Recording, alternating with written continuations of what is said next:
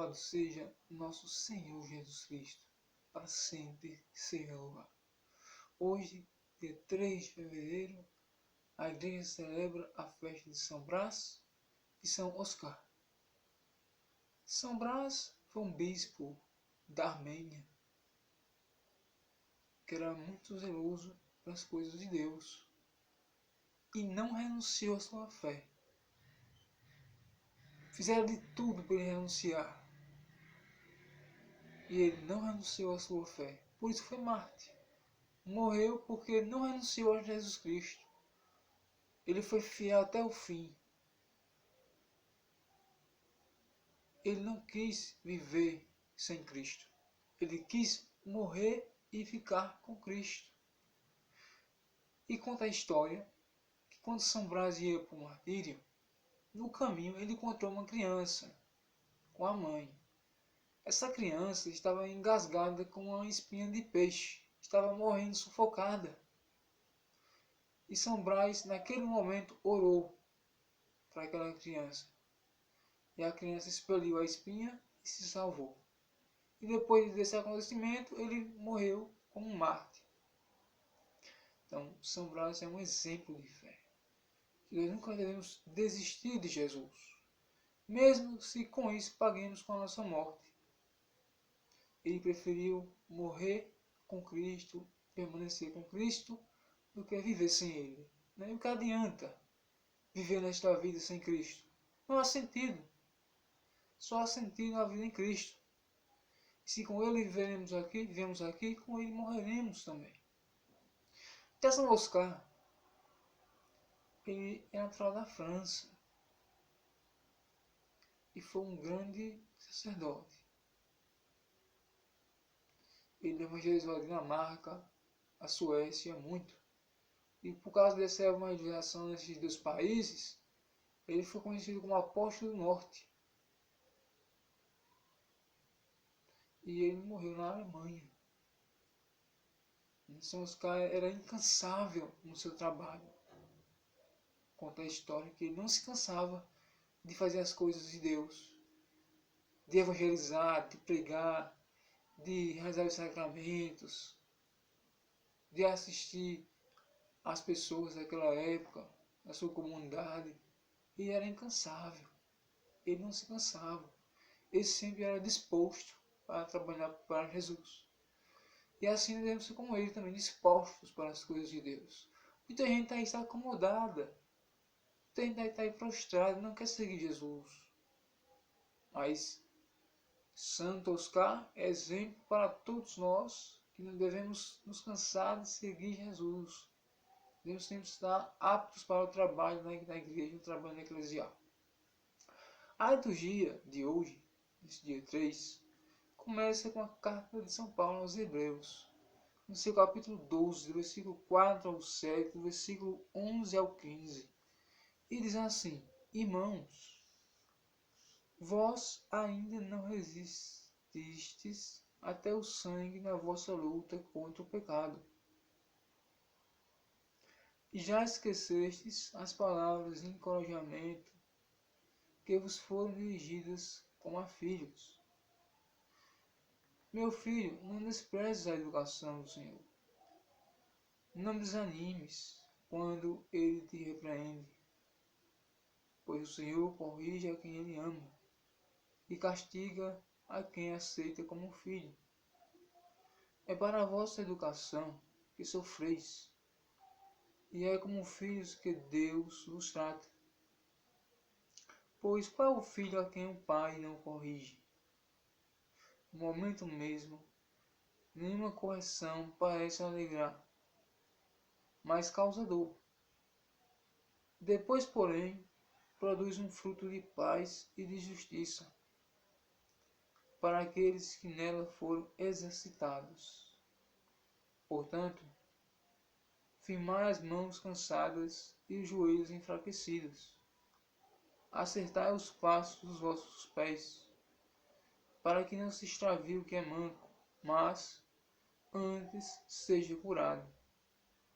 Procurai a paz com todos e a santificação, sem a qual ninguém verá o Senhor. Cuidai para que ninguém abandone a graça de Deus. Que nenhuma raiz venenosa cresça no meio de vós, tumultuando e contaminando a comunidade. Palavra do Senhor. Graças a Deus. Tantos ensinamentos nesse trecho da carta aos Hebreus. Mas o que pede para nós praticarmos todas essas palavras? O que ela ordena para nós? Primeiro, que a gente saia do pecado. Que o pecado não habita em nós. Que o mal não habita em nós. É Deus mandando. Deus sempre quis isso. Que o pecado ficasse longe das pessoas. Ele sempre quer ver as pessoas puras, santas. Quem não for santo, como diz a palavra aqui, não verá o Senhor. Quem não fizer o bem, não verá o Senhor. Quem é entrelaçado no pecado, na impureza, na transgressão da lei, não verá o Senhor. A palavra dele é algo muito sério. Aqui também ele diz que a gente não deve esquecer das palavras de encorajamento. Muitas vezes escutamos uma palavra de encorajamento e a gente esquece.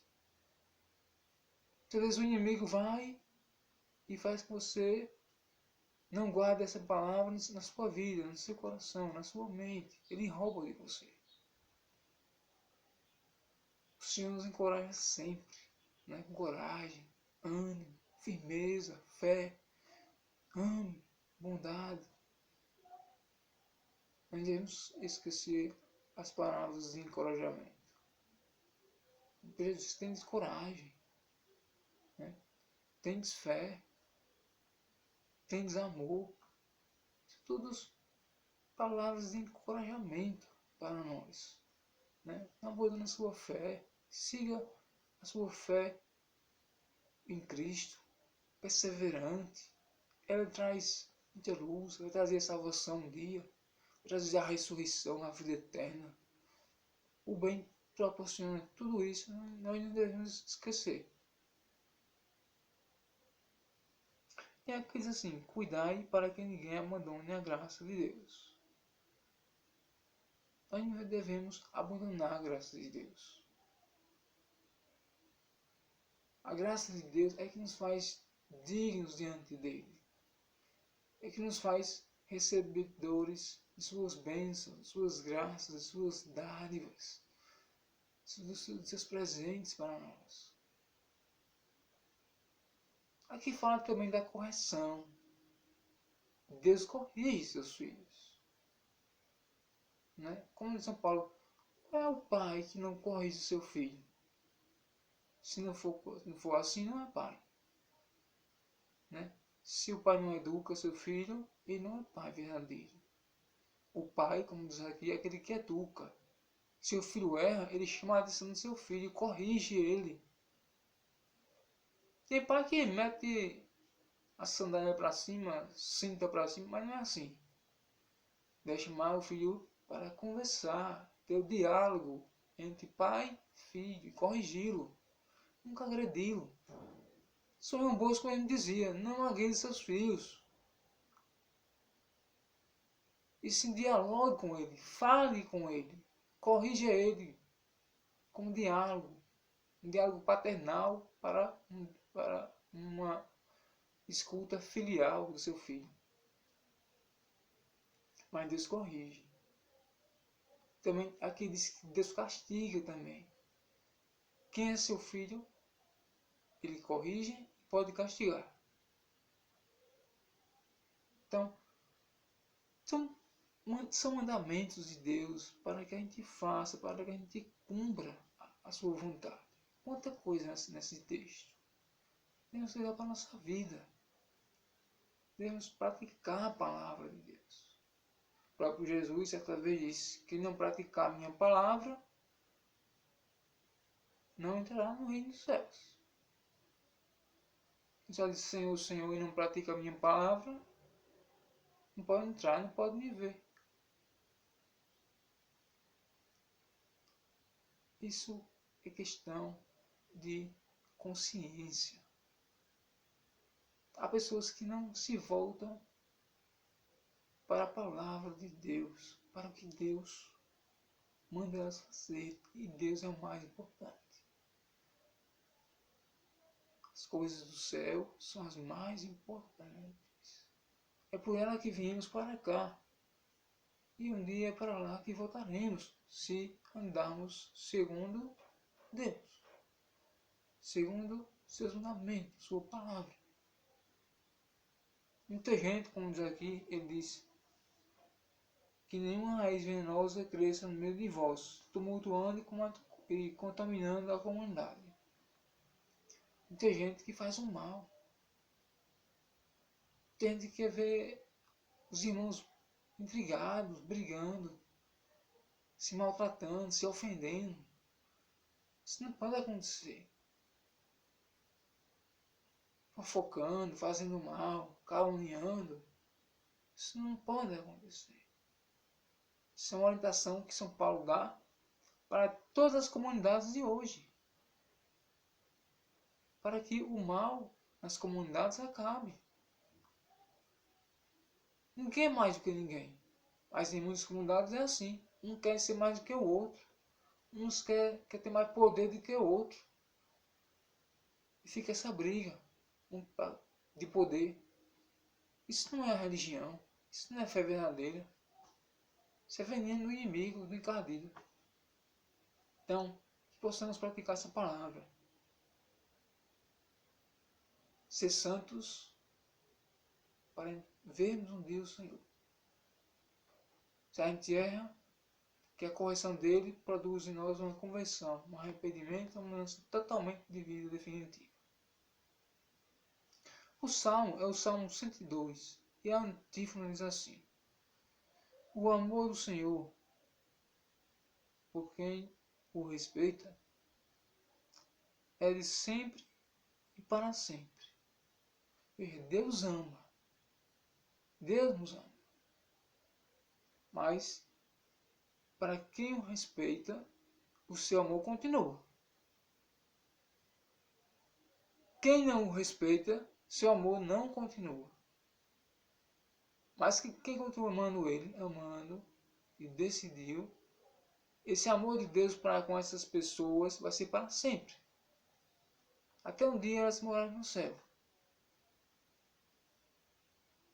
Mas muita gente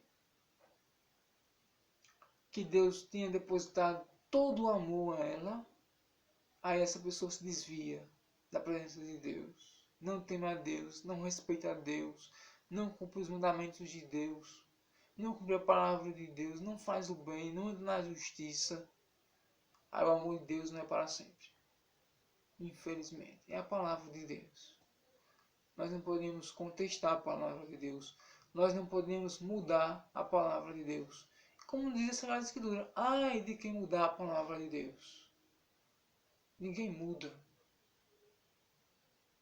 Muitas vezes as pessoas querem mudar, querem falar o que a Bíblia não está escrito. Ela muda ali, ela dá uma palavra contrária à que está escrita. Então, ai dessas pessoas, diz a Sagrada Escritura. Serão muitas consequências que virão para cima dessas pessoas. Quem não ensina a verdadeira interpretação da Sagrada Escritura vai se haver um dia com a justiça de Deus. Vai comparecer ao tribunal por ter mudado a palavra, por ter interpretado erroneamente, por ter evangelizado erradamente. Nós temos que ter essa consciência. A palavra de Deus é algo muito sério. Bendize a minha alma ao Senhor, e todo o meu ser seu santo nome. Bendize a minha alma ao Senhor. Não te esqueças de nenhum de seus favores. Ou seja, bendizer a nossa alma ao Senhor. É louvar o Senhor. É falar bem dele. É exaltá-lo, é glorificá-lo. É bendizê-lo. É estar com ele, nele. Fazer as coisas por ele. E não esquecer dos seus favores. Tanta coisa Deus já nos faz. Tanta coisa boa Ele já fez. E muitos esquecem. Muitos não agradecem. Muitos não querem saber dele. Aí Deus já fez bem a todas as pessoas. Agora, depois que elas tomam um caminho errado, aí Deus não pode fazer o bem àquela pessoa. Se elas decidem fechar o coração, ser do maligno, acha ruim as coisas de Deus, não acha boa a luz, o amor, a caridade, a fraternidade, aí Deus se afasta.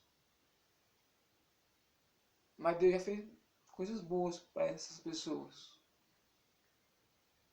Mas quando a pessoa fica com essa decisão na vida e continua perseverando no mal, Deus se afasta. Porque ela decidiu ser má. É como Lúcifer, o diabo. Ele era bom. Ele era um anjo de luz. Ele morava no céu. Mas ele decidiu ser mau. Ele quis sempre ser mau. Mesmo sabendo que ia ser condenado um dia para sempre no inferno. Trancado para sempre. Mas ele aceitou ser mau. E muita gente é assim, aceita ser mal.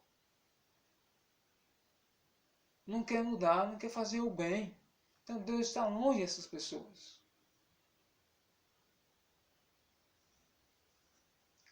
Mas Ele concedeu favores a todos. Como um pai se compadece de seus filhos, o Senhor tem compaixão dos que o temem.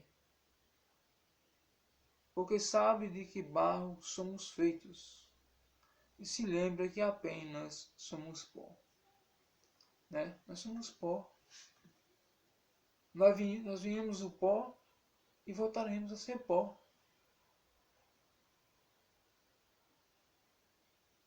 Isso é uma realidade. Muitos já são pó, mas vivem no céu. Venceram a morte.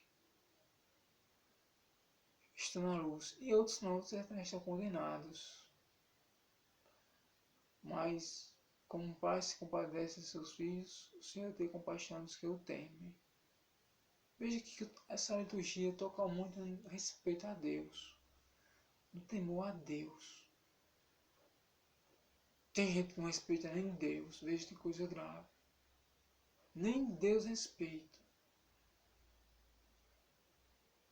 Nem o Criador do universo, o Criador de todas as coisas, respeita.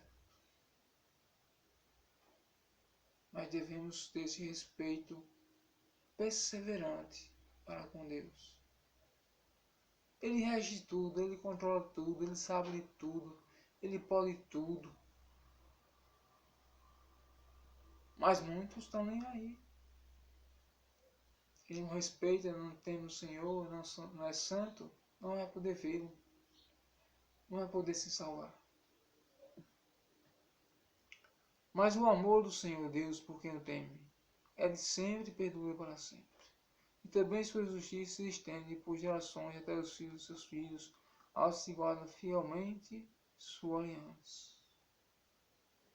Quem guarda fielmente a aliança de Deus, a justiça de Deus permanece nessas pessoas. Até nos filhos dos seus filhos, diz o salmista. Então são palavras que merecem reflexão, uma reflexão humilde, uma reflexão contemplativa, meditativa, oracional e prática para a nossa vida. São palavras que aparecem nessa liturgia como que justiça, apareceu agora, ser justo, fazer o bem, ser Deus. Não dá valor às coisas ruins, às coisas do mal, às coisas do mundo. Não dá valor mais às coisas de Deus, às coisas santas, às coisas que vão nos levar para a vida eterna.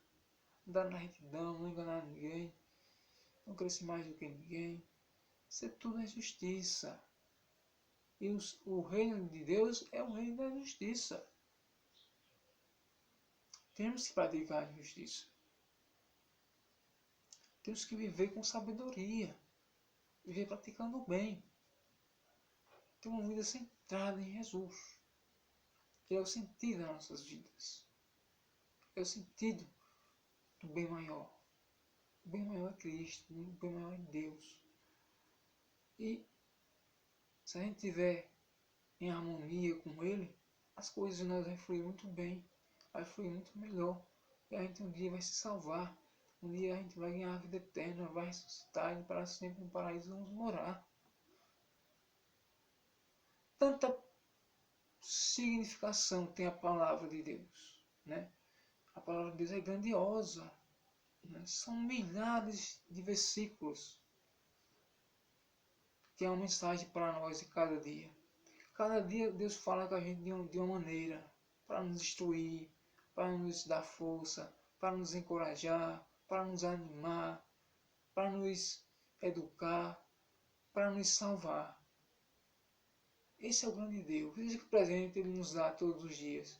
Só que nem todos conseguem captar essa mensagem. Nem todos querem captar. Nem todos querem aceitar esse presente de Deus. A palavra de Deus é um presente para nós. É por ela que seremos julgados no último dia. É por ela que seremos salvos. Né? A palavra de Deus é solução para a nossa vida. É uma cartilha de soluções. Palavras de soluções, de orientações que faz com que a gente mude de vida se estivermos num pior. Ela orienta, ela ilumina, ela traz a verdade, ela traz a paz, ela traz a luz, ela traz a ressurreição. Isso que valor, e muitos esquecem da palavra de Deus, deixam ela para lá, larga. Poucos sabem da palavra de Deus. Temos que ter essa consciência dessas coisas. O Evangelho é o de Jesus Cristo segundo São Marcos, capítulo 6, versículo do 1 ao 6. Naquele tempo, Jesus foi a Nazaré, sua terra, e seus discípulos o acompanharam. Quando chegou o sábado, começou a ensinar na sinagoga. Muitos que o escutavam ficavam admirados e diziam: de onde recebeu ele tudo isso? Como conseguiu tanta sabedoria? E esses grandes milagres que são realizados por suas mãos? Este homem não é o carpinteiro, filho de Maria, irmão de Tiago, de José, de Judas e de Simão?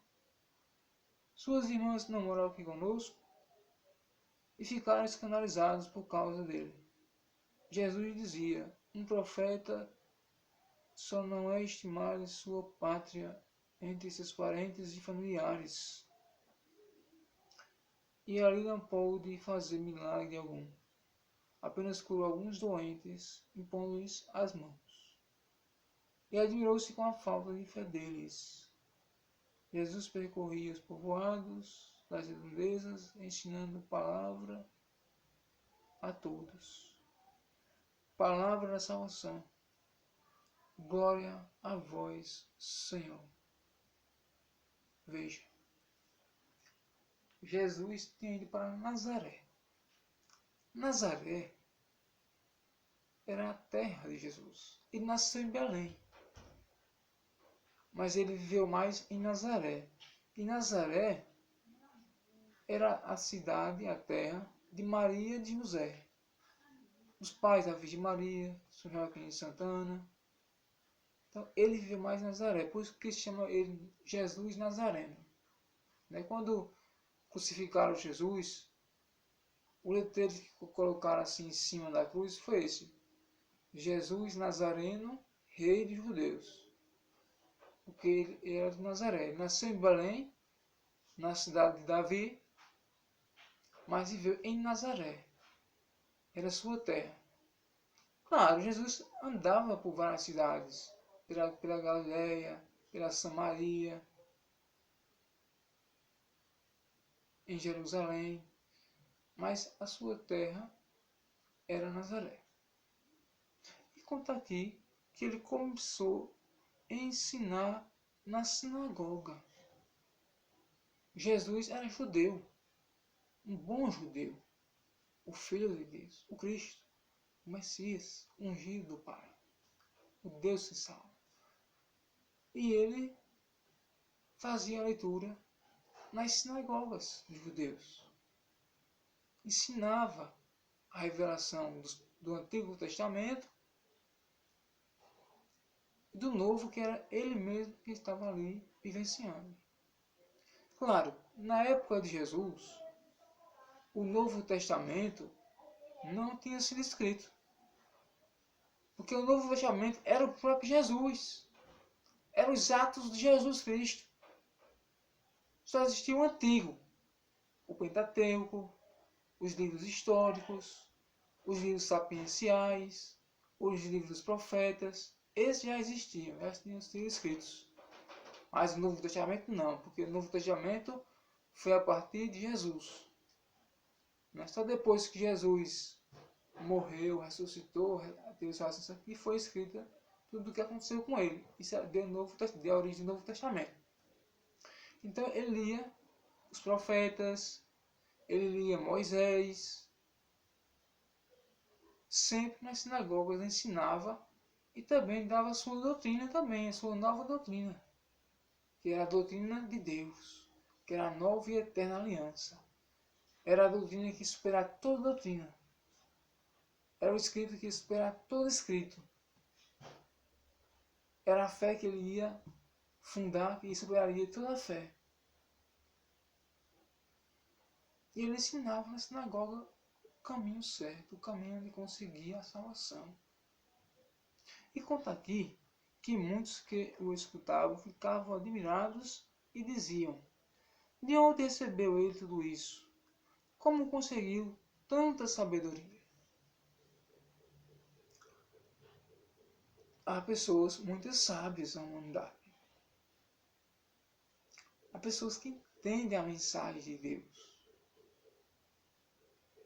Há pessoas que são capazes de admoestar, de falar, de pregar, de orientar as pessoas na palavra de Deus, na santa religião. Jesus é assim. Tinha muita sabedoria e ele tinha duas naturezas. Ele tinha a humana e a divina. Os outros não tinham, só tinham a humana. E ele era o Filho de Deus. E ele tinha recebido do Pai todo o poder, toda a sabedoria, toda a instrução para realizar no meio do seu povo. Então muitos admiravam, porque ele falava como quem tem autoridade.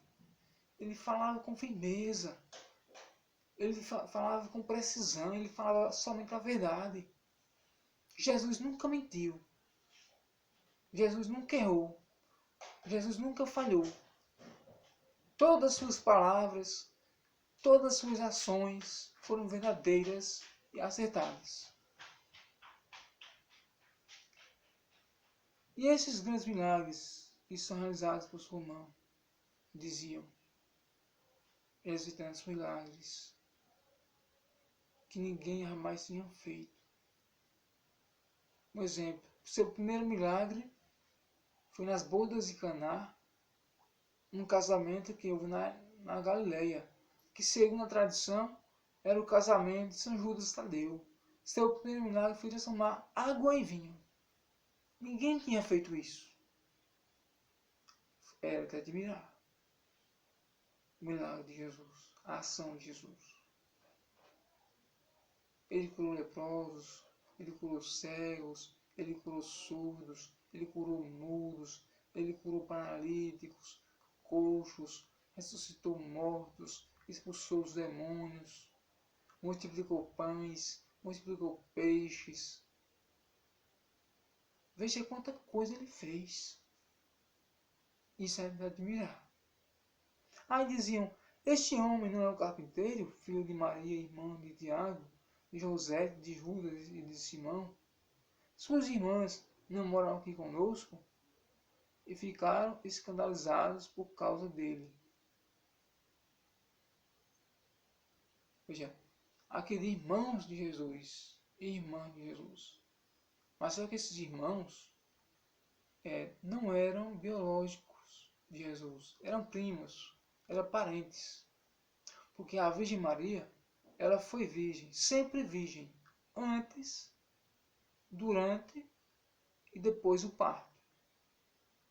Essa palavra irmã, ela vem do hebraico, significa parentes próximos. Muita gente confunde essa verdade de fé. Diz que Maria teve filhos, diz que Jesus teve irmãos biológicos. Não, está errado. Ele nunca teve irmãos biológicos. Maria nunca teve filhos a não ser Jesus. Veja o hebraico, parentes próximos. E esse povo da Nazaré se admirava com Jesus. E não acreditava muito no que estava vendo. Estavam escandalizados. Veja como diz a palavra. Veja a que ponto chegaram. Muita gente é assim nessa vida, neste tempo que vivemos. Não acredita nos outros.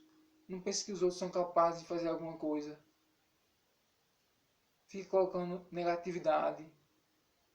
Fica duvidando da capacidade do outro. Nós podemos fazer as coisas.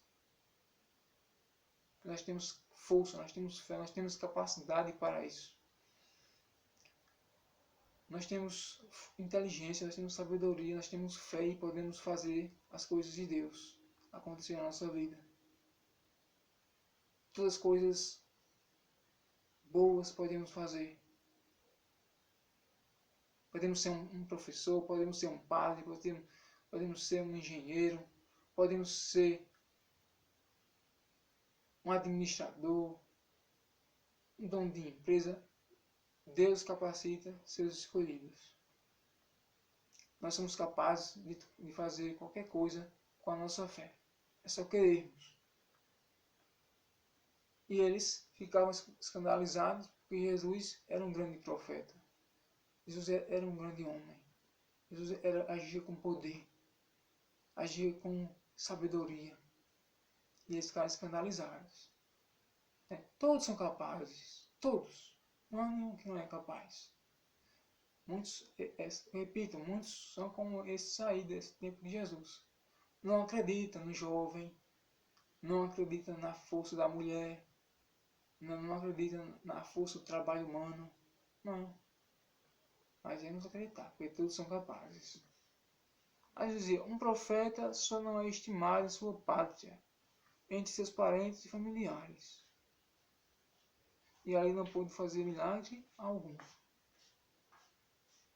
Há casos que um profeta ele não é muito bem aceito na sua terra, mas quando ele passa para outra terra, ele é aceito. Jesus foi assim na sua terra, ele foi rejeitado. Veja o que diz aqui. Um profeta só não é estimado em sua pátria, entre os parentes e familiares, e ele não pôde fazer milagre algum. Não fez milagre algum, porque eles não tinham fé em Jesus. Eles não acreditavam em Jesus. Aí Jesus também não pode realizar. Porque para receber o milagre de Deus, o milagre de Jesus, é preciso ter a fé. É preciso acreditar que Ele pode nos curar. É ter confiança. Se a gente não acreditar, se a gente ficar duvidando, Jesus não vai me curar. Jesus não pode fazer isso. Aí não acontece. Só acontece a cura, o milagre, se eu tenho fé em Deus, se eu tenho fé em Jesus e acredito que Ele pode realizar o milagre em mim. Aí acontece. Certo não ficar assim, certo não ser desse jeito, o milagre nunca vai acontecer. Apenas curou alguns doentes, impondo-lhes as mãos, e admirou-se com a falta de fé deles. Jesus percorria os povoados das redondezas ensinando. Ele curou alguns doentes ainda. Aqueles que mais necessitavam, aqueles que ele viu que estavam precisando mesmo de cura, e ainda acreditavam nele, ele curou aqueles ainda. Mas ele admirou-se com a falta de fé daquele povo de Nazaré. E ele se admira com a falta de fé desse povo aqui atual, do Brasil, de todo o mundo. Muita gente está sem fé, não tem fé. E ele se admira por causa disso. Porque ele falou tanto na fé. Ele deu tanto exemplo de bondade, de fé para conosco. Tantas coisas ele já fez, feito eu disse aqui. Então a gente tem que ter fé, nunca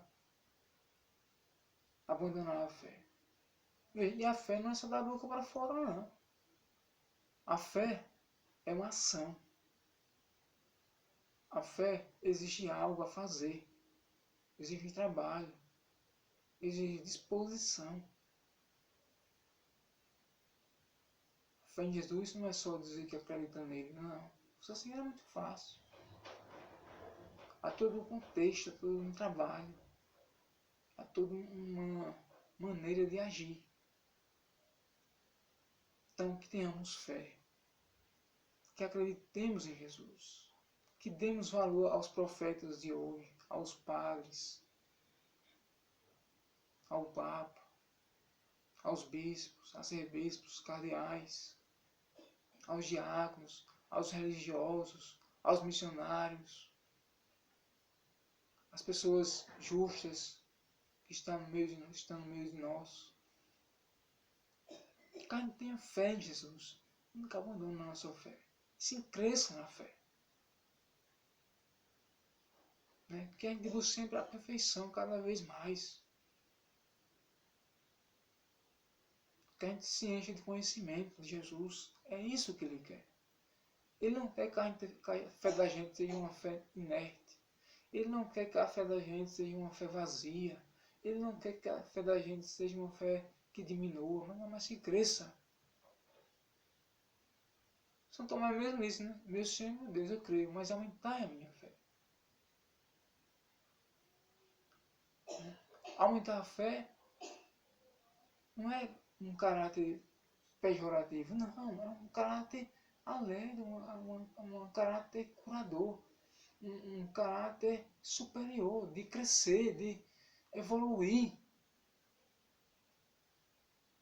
de estar mais por dentro das coisas de Deus. Então que Deus nos abençoe, pela intercessão de São Brás, de Santo Oscar.